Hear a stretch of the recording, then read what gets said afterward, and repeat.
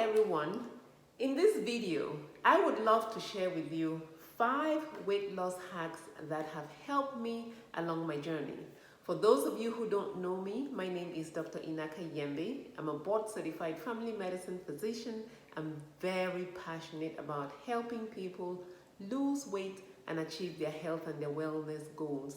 And this is really based on, it started off with my personal history. I used to be that 300-pound person, and I have learned so much along the way. And one of the things that I learned that I put together for this video is the weight loss hacks. These are some tips that you can keep in your back pocket and pull them out here and there, and they will help you, hopefully, as they help me along my weight loss journey. So the very first one is to eat from a smaller plate.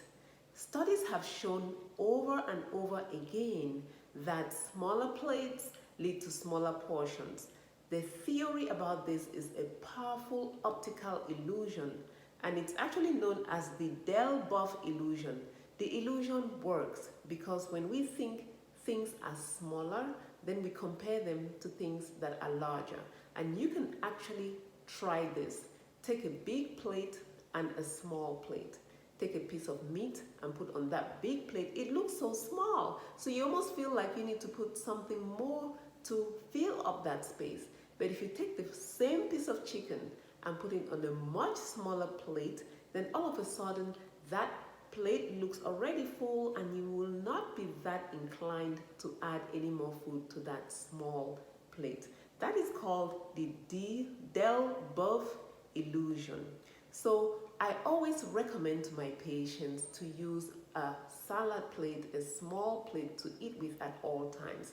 Studies also show that people who eat from smaller plates tend not to go for seconds. So that's my very first tip. Eat from a smaller plate. Now the second tip is another interesting one.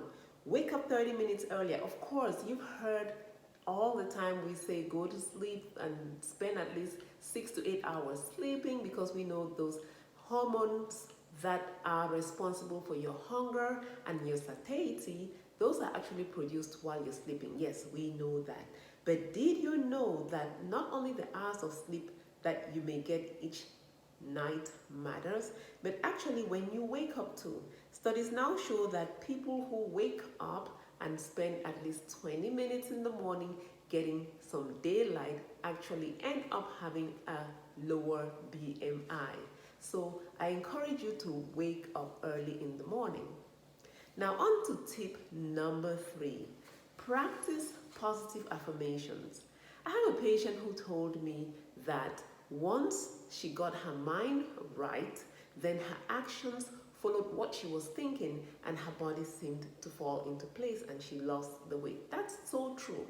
So what you think and what you believe is going to direct your actions. Actions will follow your thinking. So you want to practice positive affirmations because, number 1, tell yourself you can. I actually recommend to my coaching clients to practice positive affirmation every morning and possibly every evening. Tell yourself you can. Tell yourself you're strong, you're beautiful, you can eat healthy, you are healthy. Why? Because the things that you think and believe will direct your actions. So it's very important to practice these positive affirmations. My tip number 4 is actually almost in the same direction.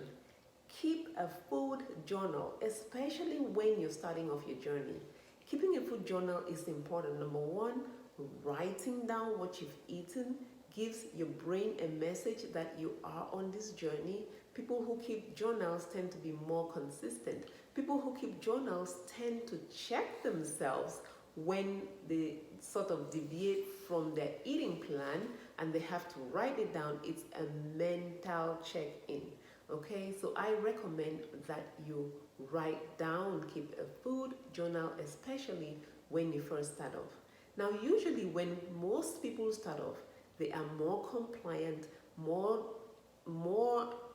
motivated. They tend to do all those right things, and so the weight comes off. So that food journal will also serve for if you fall off track, I don't like to use that word, but we're human beings, we're never 100% accurate. But when you deviate from your journey, you can always go back to that food journal and use it. Like you've heard the quote, success leaves clues. Success leaves clues. So anytime you're successful, if you had journaled it, then if you start to fall back, you can always go and look at your journal and then get some ideas from there of what worked for you. So keeping a food journal is so important, especially at the beginning of your journey. Now, the last one is that we want to think in terms of addition. So always think in terms of addition. Anytime that I'm talking to my patients about this healthy eating, I tell them not the macros, but I break it down into the food groups. So generally, you've heard of macros: proteins, carbohydrates, and fats. But in reality, it's difficult sometimes to wrap your mind around these macros. So practically in my clinic, we talk about the different food groups. So fruits, vegetables, proteins, and then the grains, all the dairy products, and then condiments and everything else that you may drink.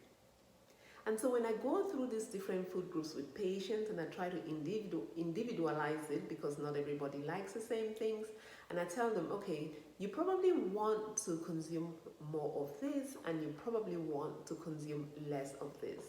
And some patients just say, well, you've taken away everything, now I'm left with nothing. Now I want you to change that. My number 5 tip for you, if you start on a healthy lifestyle change, think about addition and not of subtraction. Because most of the time we say, I can't eat this, I'm not going to eat this. No sugars, no sodas. No this, no that. No, let's not do that. Let's start thinking, okay, I'm going to eat more vegetables. Okay, I'm going to eat more protein, more fiber, more water. Think in terms of more, because it just makes you relax and it just takes away some of that anxiety that you may have when you start off on a health and wellness journey. So I hope these tips help you. They definitely helped me along my journey. I am I would say about 121 pounds less than my heaviest weight. That really took several years to happen, and I'm currently keeping the weight off.